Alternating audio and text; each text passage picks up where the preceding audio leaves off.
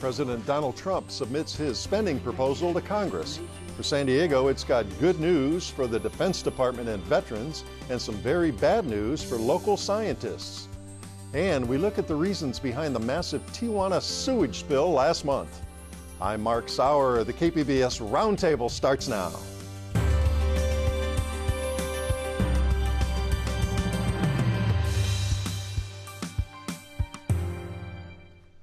Welcome to our discussion of the week's top stories. I'm Mark Sauer, and joining me at the KPBS Roundtable today are Michael Smolens, politics editor for the San Diego Union-Tribune. Hi, Michael. Mark, how you doing? Good to see you today. KPBS reporter Steve Walsh. Hi, Steve. Hi, Mark. How you doing? Good to have you back. Sandra Dibble, who covers border affairs for the Union-Tribune. Hi, Sandra. Hi, Mark. And reporter Joshua Emerson Smith, also of the Union-Tribune. Hi, Joshua. Good to be here. Good to see you today. Well, it was just 2 weeks ago that Representative Duncan Hunter Jr. held a town hall where he said this about allegations of campaign finance shenanigans. We've been open about this whole thing. These were mistakes that were made by my campaign that I paid back immediately. The buck stops here. It was my responsibility. It was my responsibility for the campaign. It was my responsibility for my family, for the charges that my kid made. That's on me. And I take responsibility for it. I fixed it. And as far as I'm concerned, end of story. Well, it's not the end of the story, is it, Steve? What did we learn yesterday? Well, what we learned is probably it looks like the U.S. Justice Department has opened an investigation of these issues. Now, you remember this started last year where the Office of Congressional Ethics began looking into this probe, and then the House Ethics Committee started their own investigation into this, and then yesterday the chairwoman of that committee sent out a notice saying that the committee, they were deferring their investigation to let the Justice Department go ahead, a definite sign that criminal charges or potential criminal charges could be on the way.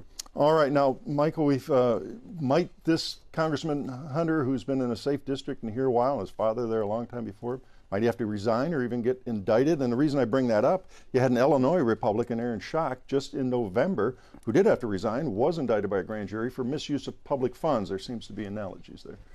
Mark, I never would have even fancied the notion that Darrell Issa, the other Republican congressman, and Duncan Hunter might not be sworn into the next Congress. But as you know, Darrell Issa is threatened politically, not criminally. Duncan Hunter has got a real problem here. We'll have to see. Will charges be brought, indictments?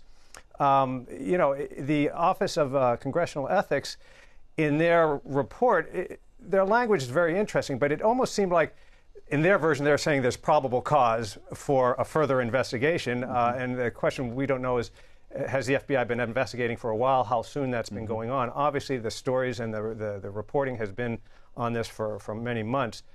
So remind us a little bit of that. We're talking about $60,000. Yeah, we're talking about basically use of campaign funds for personal uses, from oral surgery to his kids' tuition, gifts, jewelry, video games, maybe Cuban cigars, trip to Italy. Rabbit got a $600 ticket on an airplane. That's right. Paid fees for the in-cabin fare for a rabbit, which made quite the rounds on the internet. So this is important stuff. It's not, stealing money. It's not taking federal government money from his office to pay for this. But the fact that the FBI is looking into it is a real serious thing. So, before he was sort of able to kind of walk through this because he's in a safe district. But I have to think even now, despite whether he or not he survives this, some Republicans are getting nervous and trying to think, who do they get just in the case of a backup at this stage. The thing about this, there's not a lot of bright lines there. Keep in mind, lawmakers write these laws to pertain to themselves, so they're not tough on a lot of different fronts. But this is one of the few bright lines. You talked about Aaron Schock, that he's been indicted for misusing campaign funds. Congressman Jesse Jackson Jr. went to prison a couple years ago. And if you think the fact that Congressman Hunter, a big supporter of the Trump administration, that'll carry some sway with this Justice Department, I would say probably not. That they typically are pretty strict on this stuff. Public corruption is a big part of what the Justice Department does, and they take this very seriously. Okay, well, we'll obviously stay tuned to this news and see what happens going forward. It's going to be very interesting. Well, San Diego may be the perfect example of how Donald Trump's spending blueprint boosts the military at the expense of the rest of discretionary spending, it's easy to say. Trump's proposed defense increase of $54 billion comes at the expense of scientific research, the environment, low-cost housing, and the arts, to mention a few. The entitlements of Social Security and Medicare are untouched in this plan. Trump's plan does nothing to reduce the budget deficit or the national debt, which is fast approaching $20 trillion. Michael, start by characterizing this. I know we use the word budget interchangeably, but there's no revenue mentioned here. It's really a spending blueprint or wish list. Right, it is, and there'll be a lot of negotiations, although I think Congress is getting sort of a crash course into how this president negotiates. They've never seen anything quite like this. But the overall theme, you talked about the highlights. I think they called it what was the term? I almost forgot about the budget. No, the hard power budget. The hard power budget. And one of the key elements, you mentioned the things that are losing out on this. Big loss is sort of the State Department, the diplomatic front, and aid overseas, which even some military figures say, you can't rely on military power alone and just beefing up the military. Obviously, they don't think they're getting enough and they want more. And actually, some of the more hawkish members of Congress, including John McCain, thinks this doesn't do enough. Ironically, there's been so much made of this big increase in the military budget. I think it's only a few percentage points more than what Obama had projected for this year. But it's 10% over current spending. Correct. For the 54. Yeah. And I wanted to turn to you, Steve. You had an interesting story where Mattis, General Mattis, the Secretary of Defense, says we need $30 billion right now for maintenance on top of the $54 billion. Right. He was on Capitol Hill this week making that argument. You're going to hear a lot in both the budget and with this $30 billion about readiness, that because of the congressional budget caps that were put in during sequestration, they've been seeing these automatic cuts, and what they've been doing is they've been using money that would normally go to maintenance, that would go to even ammunition. Two-thirds of military Navy aircraft have been grounded during this. They've been taking this money out of readiness and using that money to fund things like, the war against ISIS. So Mattis is asking for $30 billion right now to try to boost that. There's a lot of concern that sailors are spending as much time at sea now because of the lack of equipment than they do at home. That's a tremendous strain on families. That starts to get people retiring out of the military pretty quickly, and they want to get those numbers down. So instead of big new projects, they're talking a lot about just simply painting the decks and making sure that this equipment is back in service. Now, this looks like, as we said at the outset, a boost for a place like San Diego, where we've got a lot of military works and spending and contractors and personnel. Yeah, expect money coming here. Though, on the other side of this, Trump has talked about a 350-plus size a number of ships, adding, making the Navy more than 350 ships, which would be a huge boost to the Navy. There's nothing in this spending plan that actually details all of these new ships. So there's just so many details that have not been worked out. Well, and it's interesting when you talk about new ships. The big thing we've been fighting in recent years is ISIS and these kind of terrorist attacks, and this kind of intelligence is the premium here. Right. Giant shifts, big battlefield expenditures and all. Is that a thing of the past? Are we still fighting the last war? Well, I don't know. There's a lot going on in the South China Sea right now. But General Mattis talked this week about how this is going to be a very maritime-centered military here. So you can expect more ships. On the other hand, part of the $30 billion that they were asking for this week, that was $5 billion was supposed to go for the fight against ISIS. They don't even have a plan at this point on the table. Remember that how they were going to knock them out right away? He had this plan. Well, we haven't actually seen the plan. So they're asking for $5 billion for a plan that they actually haven't compiled yet. Right.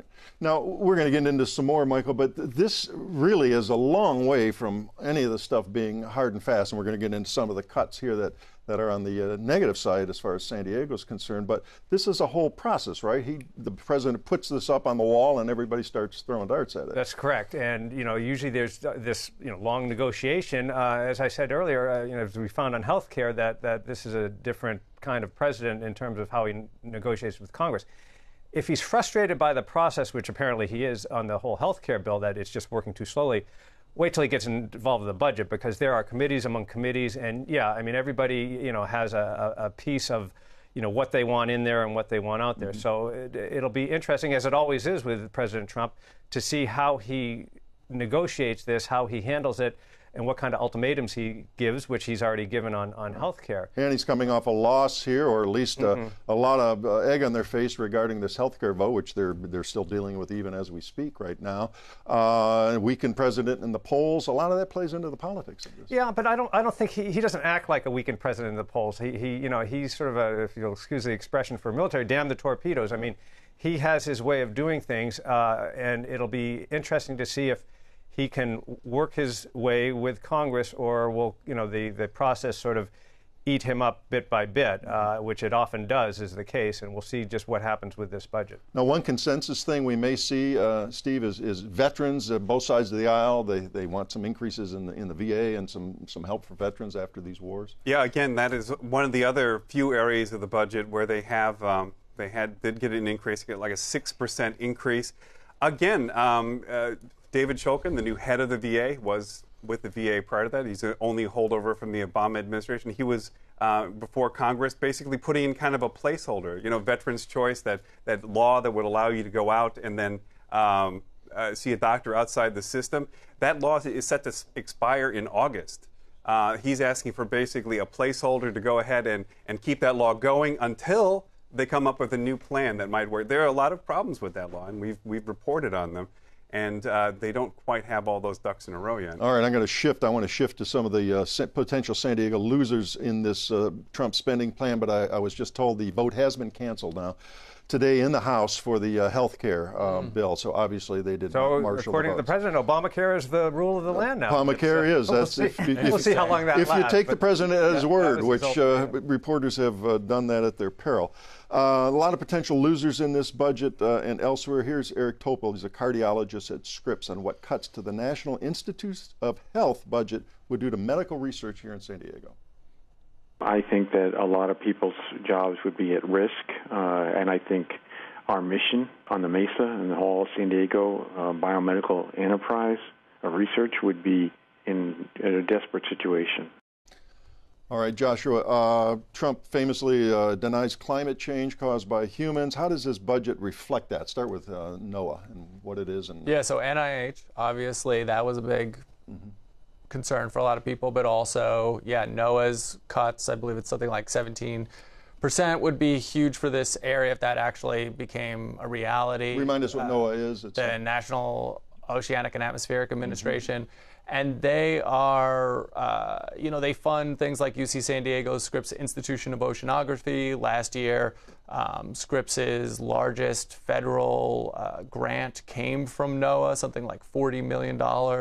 And that's of a total budget of like $190 million. So that would be a huge chunk if, we see that decline. And so it's things like that, I think, that have scientists really freaked out beyond the talk of challenging climate science, but actually saying, we might actually get rid of positions or funding for work. Scientists feel like their jobs might be at stake. And you also wrote about the impact here on something called the Sea Grant program. Explain that. Yeah, so the Sea Grant program is a collaboration between universities and NOAA, where they fund research for aquaculture and businesses that have to do with the ocean industries. And it's similar to a program called the Farm Extension, or the Ag Extension, where they also do research for industries in agriculture. But this budget is proposing to get rid of this Sea Grant program, which is a very popular program, been around for 50 years.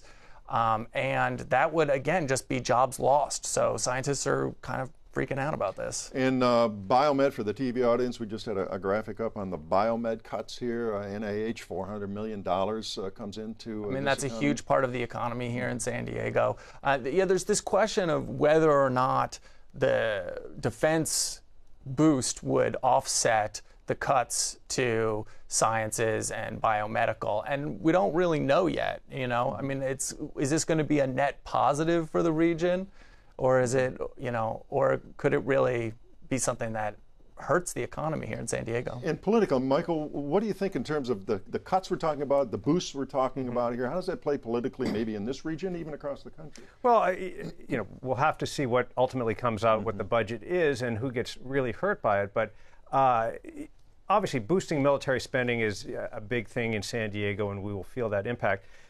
It's not just the military, but we forget that the federal government is the biggest employer in San Diego, and so these some of these agencies that have people here that are on the downside probably will lose people if this all comes to pass. But it's also interesting that on the NIH front and the biomed and biotech in particular, some of the local leaders are very concerned, and they look at just a little bit of a contradiction. Trump talks about making America great again, America first.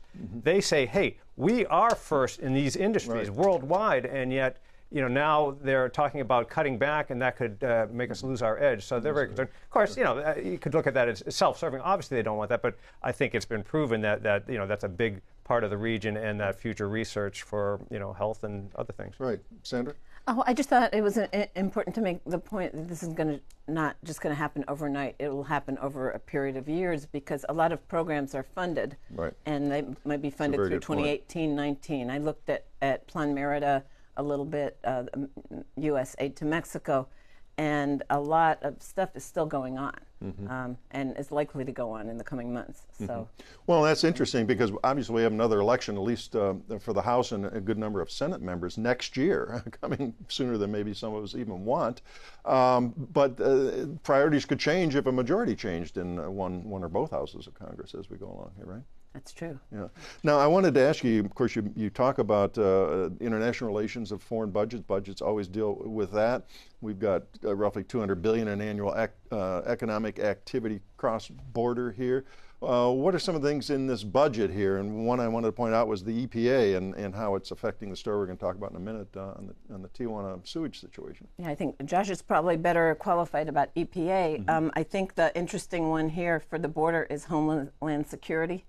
And as far as I know, there's not funding for Customs and Border Protection agents, who are the ones who man the ports of entry, who make commerce and the passage of people more fluid. I think a lot of people locally would like to see more CBP agents hired, and I don't think that's in this budget, but we really don't know until we see the line items. And of course, we should remind people that's the busiest border in the world. It's just a huge activity down there. Yeah, if you want to, the EPA issue as well is a big thing for San Diego because there's a lot of cross-border money that goes into beefing up the infrastructure in Tijuana. The folks that work on that have told me that they're very concerned that this budget proposal would do away with grants that go to fix the sewage system in Tijuana specifically. And as we know, that's been a big issue over the last month. And we're going to get into some details on that in a minute. Michael, I want to ask you, we're talking here about what's called discretionary spending part of the budget here. It's what Congress can actually budget for, and the real untouchables, and of course Trump has campaigned and said to this day, the untouchables are Social Security, Medicare, Medicaid, which is a huge part of the budget, slightly more than half as I understand it. Well, I'm sorry, did you have a... Yeah, the question is, if you're really going to affect the deficits and if you're going to get your house in order, as so many fiscal hawks want to do on the Republican side, can you really not touch Medicare and Social Security as the president doesn't want to do? You're just working at the edges on the discretionary stuff, right? Yeah, more or less, and probably, that's what you would need to do, but politically we've seen they can't. I mean, there have been commissions, studies, task forces on all those issues, and they just haven't, they've tinkered around the edges, but they just, to do anything dramatic would affect people. And the older Americans are voters, and they are very powerful. If you are able to do something down the line, sort of like how a lot of cities do with pensions, they can't legally do anything for current employees and cutting them back, but maybe for future employees. We know unions don't like that. Well, AARP isn't going to stand for that, and their people, even if those people move on in life or the afterlife, their constituencies are going to be there. It's just been an intractable thing. And the budget hawks, there's these committees that get together, but that's a tough one. And Trump has never really keyed so much on reducing the deficit. He's given some lip service to it, Well, but that hasn't been a he was going Steve? to end the budget deficit within 8 years. That was among the claims he made during the campaign. He also was going to spend $1 trillion on infrastructure. Yeah, So, and then we haven't even talked about tax cuts here, tax cuts in the healthcare plan, which now has been shelved at least through the weekend, all sorts of things going forward. So, yeah, I can see where people are alarmed, and they should be, and looking at this hard, but it's a long way to go. Yeah, and I was just going to say, I mean, I think what Michael was saying was right on. It was just, we don't know. We don't know what's coming. There's, a lot of the scientists in town are freaked out about this, but this has a long ways to go, and there need to be a lot of compromises to actually put this kind of budget in place. But it gives sort of some reality to his rhetoric and what's real and what's imagined, because it's very hard to judge from what he's saying that just gets passed on and not paid attention to. As Steve pointed out correctly, that he said, he's going to end the budget deficit. Well, this doesn't even go in that direction. But it does sort of put some numbers and at least almost a structure of philosophy behind the rhetoric that he had been talking about during the campaign, and it's devastating to some and very beneficial. All right, well, we got to move on. We'll give you the last word on that. I'm sure we'll be doing much more as we move forward and this process goes ahead. Well, massive rains like we've had this winter cause all sorts of pollutants to foul the ocean here. That's especially true for South County beaches near to Mexico. But a massive spill in Tijuana that sent millions of gallons of untreated sewage north last month was different.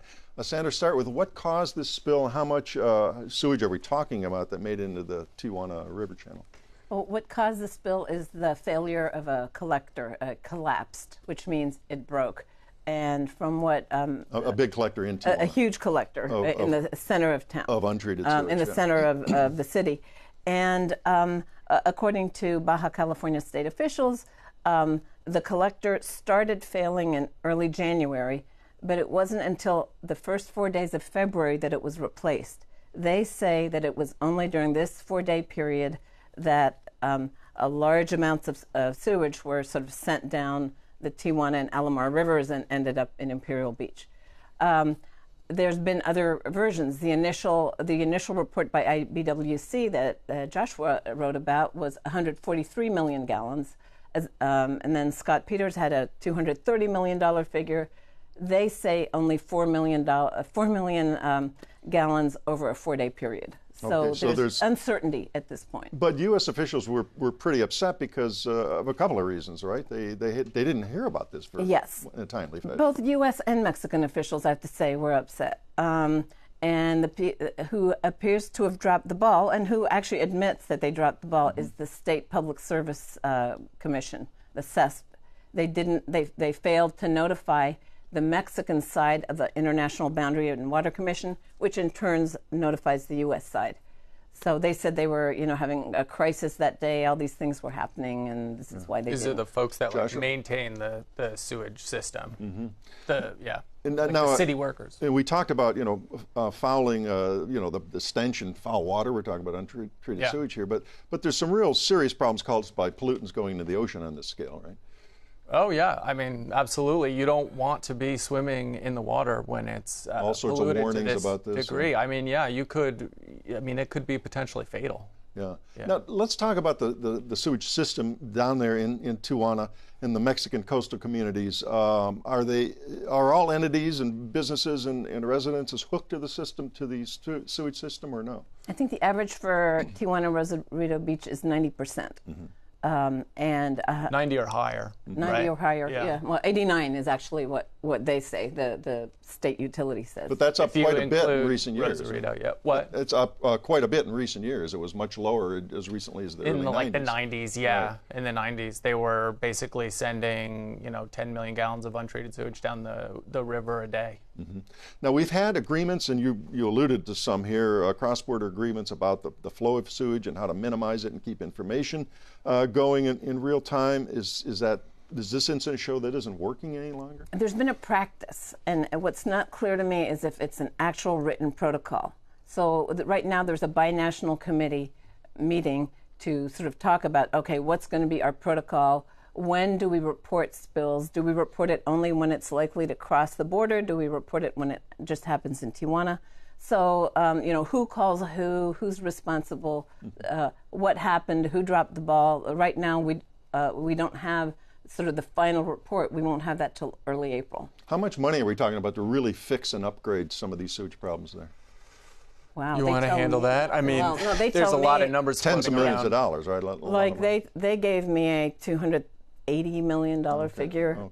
They're actually coming up with a plan, and each sort of segment of the plan has a price tag. All right, don't have a lot of time left. Is there hope, though? I mean, things are getting generally better. The big picture is the upgrades are coming, and they're recognizing the problem and trying to deal with it. Well, they have a list now of all the projects that they feel like they need to upgrade. I don't know if we haven't seen that yet. We have. Oh, you have seen that now? Okay. Well, I think the hope is, what can they fund it, right? They have a list, but can they fund it? Right. But I think the hope is that I think people were just really actually quite saddened by this incident, and these engineers that have worked together for years across the border, they want to keep working together, and there is a will in Mexico to keep working. So, and you hear that when you speak to them. But as we said earlier, cuts in EPA funding could actually directly affect something like this and working together. It's not going to help. Okay. All right, we are about out of time. Thank you very much. It's a lot of interesting things to follow up on in all our discussions today. That does wrap up another week of stories at the KPBS Roundtable. I'd like to thank my guests, Michael Smolens of the San Diego Union Tribune, Steve Walsh of KPBS News, Sandra Dibble, also of the Union Tribune, and to round out our Union Tribune crew today, Joshua Emerson Smith. Lots of news breaking on the House health care bill and other things in Washington. Tune into KPBS or go to kpbs.org for the latest updates throughout the day. I'm Mark Sauer. Thanks for joining us today on the Roundtable.